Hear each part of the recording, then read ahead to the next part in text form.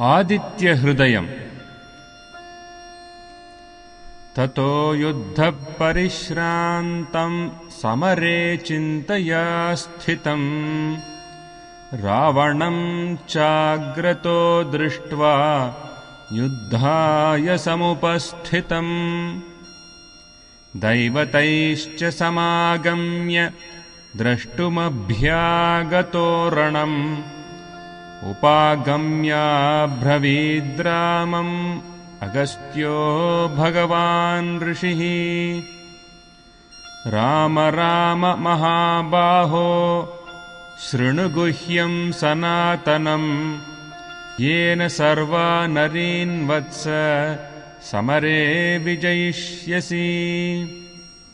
आदित्यहृदयं पुण्यं सर्वशत्रुविनाशनं जयावहं जपेन्नित्यम् अक्षय्यं परमं शुभम्। सर्वमङ्गलमाङ्गल्यं सर्वपापप्रणाशनं चिन्ताशोकप्रशमनम् आयुर्वर्धनमुत्तमम्। रश्मिमन्तं समुद्यन्तं देवासुरनमस्कृतं पूजयस्व विवस्वन्तं भास्करं भुवनेश्वरम्। सर्वदेवात्मको ह्येषः तेजस्वी रश्मिभावनः एष देवासुरगणान् लोकान् पाति गभस्तिभिः। एष ब्रह्मा च विष्णुश्च शिवस्कन्दः प्रजापतिः महेन्द्रो धनदः कालो यमः सोमो यः पाम्पतिः। पितरो वसवः साध्या ह्यश्विनौ मरुतो मनुः वायुर्वह्निः प्रजाप्राण ऋतुकर्ता प्रभाकरः। आदित्यः सविता सूर्यः खगः पूषा गभस्तिमान् सुवर्णसदृशो भानुः स्वर्णरेता दिवाकरः। हरिदश्वः सहस्रार्चिः सप्तसप्तिर्मरीचिमान् तिमिरोन्मथनः शम्भुः त्वष्टा मार्ताण्ड अंशुमान्। हिरण्यगर्भः शिशिरः तपनो भास्करो रविः अग्निगर्भोदितेः पुत्रः शङ्कः शिशिरनाशनः। व्योमनाथस्तमो भेदी ऋग्यजुस्सामपारगः घनवृष्टिरपां मित्रो विन्द्यवीथीप्लवङ्गमः। आतपी मण्डली मृत्युः पिङ्गळः सर्वतापनः कविर्विश्वो महातेजा रक्तः सर्वभवोद्भवः।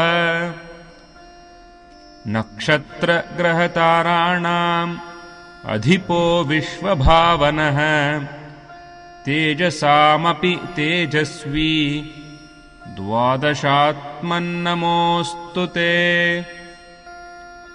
नमः पूर्वाय गिरये पश्चिमायाद्रये नमः ज्योतिर्गणानां पतये दिनाधिपतये नमः। जयाय जयभद्राय हर्यश्वाय नमो नमः। नमो नमः सहस्रांशो आदित्याय नमो नमः। नमः उग्राय वीराय सारंगाय नमो नमः। नमः पद्मप्रबोधाय मार्ताण्डाय नमो नमः। ब्रह्मेशानाच्युतेशाय सूर्यायादित्यवर्चसे भास्वते सर्वभक्षाय रौद्राय वपुषे नमः तमोघ्नाय हिमघ्नाय शत्रुघ्नायामितात्मने कृतघ्नघ्नाय देवाय ज्योतिषां पतये नमः तप्तचामीकराभाय हरये विश्वकर्मणे नमस्तमोभिनिघ्नाय रुचये लोकसाक्षिणे नाशयत्येष वैभूतम् तदेव सृजति प्रभुः पायत्येष तपत्येष वर्षत्येष गभस्तिभिः एष सुप्तेषु जागर्ति भूतेषु परिनिष्ठितः एष एवाग्निहोत्रं च फलं चैवाग्निहोत्रिणाम् वेदाश्च क्रतवश्चैव क्रतूनां फलमेव च यानि कृत्यानि लोकेषु सर्व एष रविः प्रभुः येन मापत्सु कृच्छ्रेषु कान्तारेषु भयेषु च कीर्तयन् पुरुषः कश्चिन्नावसीदति